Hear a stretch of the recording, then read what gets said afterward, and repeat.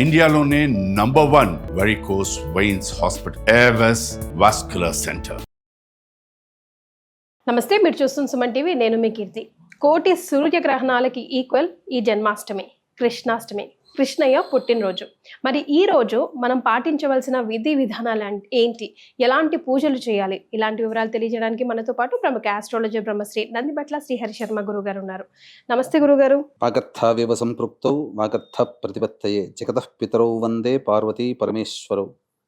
ఆదిత్యాయ చ సోమాయ మంగళాయ బుధాయ చ గురు శుక్ర శనిభ్యశ్చ రాహవే కేతవే నమః.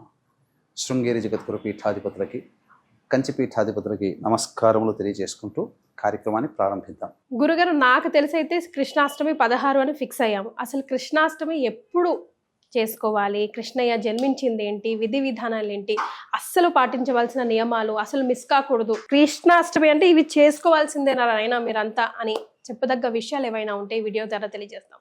తప్పకుండానమ్మా. ఎప్పుడు కూడా ప్రజలకి మనం పండుగల విషయంలో ప్రత్యేకించి దీపావళి సందర్భంగా కావచ్చు, కృష్ణాష్టమి సందర్భంగా కావచ్చు, ఉగాది సందర్భంగా కావచ్చు, శ్రీరామ నవమి సందర్భంగా కావచ్చు, కొన్నిసార్లు కన్ఫ్యూజన్లో ఉంటాయి. శ్రీరామనవమి, ముఖ్యంగా కృష్ణాష్టమి, దీపావళి, ఇవన్నీ కూడాను ఎక్కువగా ఎవరు ఆచారంగా ఎక్కువగా ఎవరు పట్టించుకుంటారంటే వైష్ణవులకు సంబంధించినటువంటి పండుగల్లో. అంటే స్మార్త ప్రకారము ఒక విధానంగా చెబితే, వైష్ణవ సాంప్రదాయ ప్రకారం ఒక విధానంగా చెబుతారు. మరి గురుగారు, అయితే కృష్ణుల వారు జన్మించినటువంటి సమయము సంబంధించిన చూసుకుంటే, రవి సింహరాశిలో సంచారం చేస్తూ ఉండగా, వృషభ రాశిలో చంద్రుడు ఉచ్చస్థితిలో ఉండగా, రోహిణీ నక్షత్రము వృషభ లగ్నంలో జన్మించారు. ఇది ప్రామాణికంగా తీసుకొని వైష్ణవులు ఏం చేస్తారంటే, ఈ యొక్క రోహిణీ నక్షత్రము అష్టమి తిథి, రవి కూడాను సింహరాశిలో ఉండేటువంటి సందర్భంగా ఉన్నటువంటి రోజున చేసుకుంటారు. ఓకే. అయితే చాలా సందర్భాలలో రవి సింహరాశిలో ఉండగా శ్రావణ మాసం చెప్పబడినటువంటి ఆయన జన్మతిథి రోజులనే జరుగుతుంది. ఇది సాధారణంగా వచ్చేటువంటిది. అసాధారణమైనటువంటి రీతిలో సింహరాశిలో ఉండకుండా అష్టమి తిథి వెళ్ళిపోతుంది. ఆ సందర్భంగా ఎప్పుడు చేసుకోవాలి?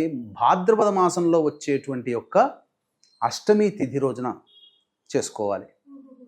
కాబట్టి ఈ సంవత్సరం 17వ తారీఖు నుంచి రవి సింహరాశిలోకి ప్రవేశం చేస్తున్నాడు. 15వ తారీఖు రాత్రి, 16వ తారీఖు అంటే 15వ తారీఖు మధ్యరాత్రి నుంచి 16వ తారీఖు రాత్రి 9 గంటల వరకు మాత్రం అష్టమి తిథి ఉంది. కాబట్టి ఈ అష్టమి అనేటువంటి యొక్క సందర్భంగా శ్రావణ మాసం చేసుకోవాలా? శాస్త్రం ప్రకారం సింహరాశిలో రవి ఉన్నప్పుడు కదా చేసుకోవాల్సినటువంటిది.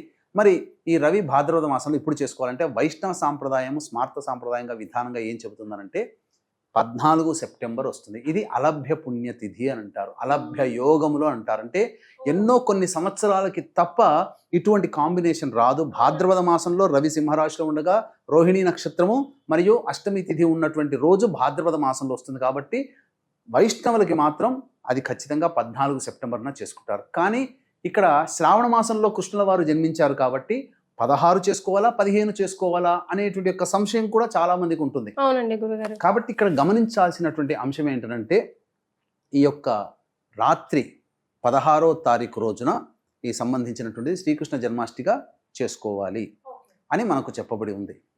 కాబట్టి 16వ తారీఖు రోజున మనం సాంప్రదాయ ప్రకారంగా చేసుకోవడం ఇదవుతే రాత్రిపూట ఇది చేసుకోవడం, 16వ తారీఖు రాత్రి ఈ విధంగా చేసుకోవడం అనేటువంటిది మనకు చెప్పబడినటువంటిది. కాబట్టి 16, 17 అనేటువంటి దానికంటే కూడా 16 నాడు చేసుకోవడం, ఎందుకంటే నిశి సమయంలో అష్టమి తిథి ఉంది కాబట్టి ఆ విధంగా చేసుకోవచ్చు. మరి ఆచరించాల్సిన విధి విధానాలు, పూజలు ఎలా చేసుకోవాలి గురుగారు? అంటే ఆచారం లేదండి, మేము చేసుకోవచ్చా చేసుకోకూడదా అట్లా కూడా అడుగుతూ ఉంటారు. సో వాళ్ళందరూ కూడా, తెలిసిన వాళ్ళు తెలియని వాళ్ళు కూడా అట్లీస్ట్ ఇది చేసుకోండి చాలు, కృష్ణయ్య తృప్తి పడతాడు అనడానికి. శాస్త్ర ప్రకారము శ్రీకృష్ణ జన్మాష్టమి యొక్క వ్రత విధానం అనేటువంటిది ఉంది. ఎలా జరుపుకోవాలో అంటే, శ్రీకృష్ణుల వారు దేవకీ గర్భంలో జన్మించినటువంటి సందర్భంగా ఆ యొక్క ఒక గదిలో ఏదైనా ఒక ప్రత్యేకమైనటువంటి స్థానంలో అక్కడ దేవకి వసుదేవుడు ఉండగా శ్రీకృష్ణుల వారు జన్మించినట్టుగా ఒక చిత్రీకరణ, అలాగే చుట్టుపక్కల నందుడు, రోహిణి అంటే సంబంధించినటువంటి పెంచుకున్నటువంటిది యశోద, వీళ్ళందరూ ఉన్నారు కదా, ఆ విధమైనటువంటి వాళ్ళ యొక్క చిత్రీకరణ. యోగమాయ జన్మించింది, తదనంతరం ఆ మాయ జన్మించినటువంటి విధానము, అలాగే గోపికలు, బలరామకృష్ణుడు వీళ్ళందరూ ఉన్నటువంటిది ఒక చిత్రీకరణ లాగా పెట్టుకొని, ఒక చిన్న ఊయల్లాగా పెట్టుకొని, చిన్ని కృష్ణుడిని పెట్టుకొని, ఆ విధంగా ప్రసూతి గృహంలో జన్మించినటువంటి విధానంగా స్వామిని మనం చూస్తున్నట్టుగా భావన చేసుకోవాలి. అందుకని మీరు గమనించుకున్నట్లయితే నార్త్ సైడ్ ఎక్కువగా చేస్తుంటారమ్మా. అన్ని చిన్ని చిన్ని ఇప్పుడు ఇస్కాన్ టెంపుల్లోనే ప్రధానంగా ఉంటే ఆ ప్రధానంగా ఉండే విగ్రహం ఇంతే ఉంటుందమ్మా. మనకు మాత్రం విగ్రహాలు ఇంత పెద్ద ఎత్తున ఉంటాయి, కానీ ఇస్కాన్ టెంపుల్లో ఇంత విగ్రహానికి అభిషేకం చేస్తారు. దగ్గర నుంచి చూస్తే పెద్దగా ఉంటుంది, కానీ దూరం నుంచి చూస్తే ఇంతే విగ్రహం. 1 ఫీట్ కంటే ఎక్కువ ఉండదు, 1 ఫీట్ లోపలనే ఉంటుంది. అంటే అంత చిన్నగా విగ్రహం అభిషేకం ఇవన్నీ చేస్తారు. ఆ విధంగా ఆ రోజున కృష్ణుల వారికి సంబంధించిన విధానంగా చేసుకోవాలి. ఎందుకు చెప్పాల్సి వచ్చింది అంటే, మనకు రాత్రిపూట జరుపుకునేటువంటి పండుగలు కేవలం మన సాంప్రదాయంలో 4 మాత్రమే ఉన్నాయి. 1 శివరాత్రి, 2 మదన పూర్ణిమ అంటే హోలీ పండుగ, 3వది శ్రీకృష్ణ జన్మాష్టమి, 4వది దీపావళి. ఇవి మాత్రమే రాత్రిపూట జరుపుకుంటాం. ఇంకా ఏ పండుగల్ని కూడా మనం రాత్రిపూట జరుపుకోం. ఇవి ఎంతటి ప్రభావవంతమైనవి అంటే, కోటి సూర్యగ్రహణాలు అంటే మామూలుగా సూర్యగ్రహణం 1 గంట లేదా 2 గంటలు అనేటువంటిది ఉంటుంది. ఈ సందర్భంగా ఆ 2 గంటలు ఉండేటువంటి సమయం చాలా ప్రభావంగా ఉంటుంది. ఒక్కసారి శ్రీరామ అంటే 1000 సార్లు శ్రీరామ అన్నంత ఫలితం ఆ గ్రహణం సమయంలో వస్తుంది. అటువంటిది కోటి సూర్యగ్రహణాలు కలిస్తే ఎంత సమయం, ఎంత ప్రభావమో అంత పుణ్య ఫలితం శ్రీకృష్ణ జన్మాష్టమి సందర్భంగా వస్తుంది.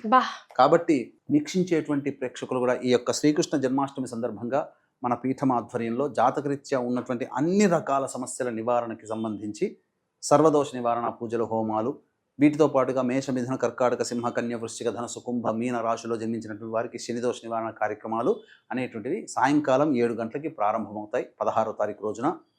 ఈ కార్యక్రమంలో నమోదు చేసుకున్నటువంటి వాళ్ళకి పూజ చేసినటువంటి శ్రీకృష్ణుడు సదా ధరించే వైజయంతి మాలని మీకు కానుకగా ఇవ్వడం జరుగుతుంది.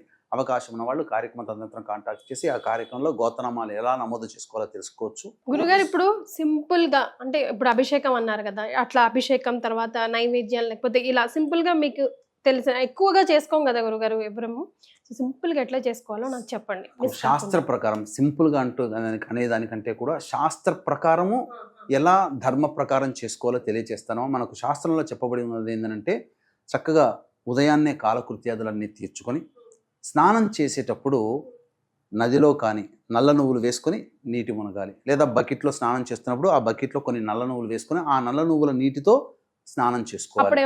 తద్వారా ఏం అవసరం లేదమ్మా, కృష్ణుని నామజపం చేసుకుంటేనే చాలు. తద్వారా ఏమవుతుంది, శరీరము పరిశుద్ధమవుతుంది, కర్మ విముక్తి కలుగుతుంది నల్ల నువ్వుల స్నానం చేయడం ద్వారా నీటితో. ఆ తదనంతరం చక్కగా ఆ స్వామి వారి యొక్క పాదాలు, అంటే ఆ స్వామి మన ఇంట్లో వస్తున్నట్టుగా కృష్ణుడి బుడి అడుగులతో ఉన్నటువంటి పాదాలని, ముద్రల్ని వేసుకొని ఆ పూజా మందిరం దాకా మన ఇంట్లో ఉన్నట్టుగా ఆ భావన చేసుకుంటూ రావాలి. ఇప్పటికీ కొన్ని కుటుంబాల్లో చేస్తారు.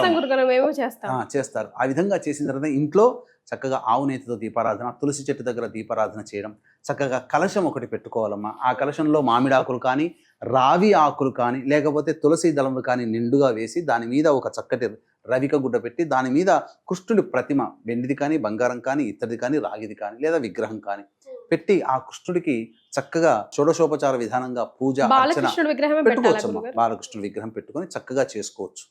ఆ చేసిన తరువాత ఆ రోజంతా కూడాను విధానంగా ఉపవాసం అంటే చాలా మంచిది. ఇక ఆ రోజు పఠించాల్సినటువంటి నామం ఏంటి, మంత్రం ఏంటి అని అంటే, శ్రీ గోవిందాయ గోపీ జనవల్లభాయ నమః, శ్రీ గోవిందాయ గోపీ జనవల్లభాయ నమః, కృష్ణ లేదా శ్రీ కృష్ణాయ గోవిందాయ గోపీ జనవల్లభాయ నమః, శ్రీ కృష్ణాయ గోవిందాయ గోపీ జనవల్లభాయ నమః, శ్రీ కృష్ణాయ గోవిందాయ గోపీ జనవల్లభాయ నమః. ఈ నామాన్ని సదా జపం చేసుకుంటుంటే అనంతమైనటువంటి యోగ బలం, ఆ కృష్ణుడి యోగ బలం మనకు కలుగుతుంది. ఎందుకనంటే కృష్ణుడు ధర్మానికి ప్రతీక. కృష్ణుడు వెంట ఉంటే అపజయం అంటూ ఉండదు. అందుకనే పాండవ సంగ్రామంలో అర్జునుడికి రథసారథిగా ఉన్నటువంటి కృష్ణుని యొక్క ప్రభావం వల్లనే పాండవ సైన్యం కంటే రెట్టింపైనటువంటి సైన్యాన్ని సంహరించగలిగి విజయాన్ని పక్కకు పెట్టుకోగలిగారు. కృష్ణుడు లేని పక్షంలో దుర్బలురైపోయారు పాండవులు. అందుకనే కృష్ణుడు సదా మన వెంట ఉండాలి అంటే ఆ రోజున శ్రీకృష్ణాయ గోవిందాయ గోపీజనవల్లభాయ నమః అనుకుంటూ చక్కగా మననం చేసుకుంటూ ఉండాలి. సాయంకాలం విష్ణు దేవాలయానికి సందర్శనం చేసుకొని స్వామివారికి నమస్కారం చేసుకొని ఆ రాత్రంతా కూడా జాగారం చేయవచ్చు. ఇక మధ్యరాత్రి శ్రీకృష్ణుల వారు జన్మించారు కాబట్టి 12:03 నుంచి 12:44 వరకు కూడా ఉన్నటువంటిది నిశీ సమయము. శ్రీకృష్ణ జన్మించినటువంటి సమయము ముహూర్త కాలం కాబట్టి ఆ సమయంలో స్వామి వారికి సంబంధించినటువంటి విష్ణు సహస్రనామము, కృష్ణ సహస్రనామ పారాయణము, లేదా ఇప్పుడు చెప్పినటువంటి శ్రీ కృష్ణాయ గోవిందాయ గోపీజనవల్లభాయ నమః చక్కగా జపం చేసుకొని ఉండవచ్చు. తదనంతరం తెల్లవారు లేవగానే కాలకృత్యాదులన్నీ తీర్చుకొని ఆ సంబంధించినటువంటి ప్రతిమని కలశంతో సహా బ్రాహ్మడికి దానం చేసినట్లయితే తప్పకుండా ఏ సంకల్పం కోసమైతే ఈ యొక్క కృష్ణుని ఆరాధించారో ఆ సంకల్పం అచిరకాలంలోనే నెరవేరుతుందని చెప్పడంలో ఏమాత్రం సందేహం లేదు. ఘంటాపదంగా ఎందుకు చెప్తున్నానంటే ఈ యొక్క కలియుగానికి జగద్గురువు కృష్ణుల వారు. అందుకే మీరే మొదలుపెట్టారు కృష్ణం వందే జగద్గురుం అనే మాటతో. చిన్ని కృష్ణయ్య, బాలకృష్ణయ్య ఆయనే, గురువు ఆయనే, అన్నీ ఆయనేనమ్మా. గురుగారు మరి ఆ వెన్న దొంగకి తప్పకుండా పెట్టాల్సిన నైవేద్యం కూడా చాలా చక్కగా అడిగారు. నైవేద్యం కూడా కృష్ణుడికి వెన్న దొంగ, వెన్న అంటే ప్రీతికరం, నవనీతము అని అంటారు. కాబట్టి బయట దొరికేటువంటి ఆ సంబంధించిన ఉప్పు కలిపింది కాకుండా స్వయంగా వెన్న, చక్కటి వెన్నని తీసుకొని వచ్చి ఆ స్వామికి నైవేద్యంగా పెట్టి ఆ యొక్క హోమం కూడా చేసుకోగలిగితే, వెన్నతో కలిపినటువంటి నువ్వులని హోమం కనుక చేసుకుంటే సకల దరిద్రాలు తొలగిపోతాయని చెప్పవచ్చు. ఆ వెన్నని నైవేద్యంగా పెట్టవచ్చు. ఆ నైవేద్యాన్ని అందరూ కూడా భుజించవచ్చు. ముఖ్యంగా ఈ యొక్క కార్యక్రమంలో మన పీఠమాధ్వర్యంలో 16వ తారీఖు రోజున జరుగుతున్నాయి కదమ్మా. ముఖ్యంగా ఆ స్వామి ఎంతో ప్రీతికరంగా భావించబడేటువంటి వైజయంతి మాల.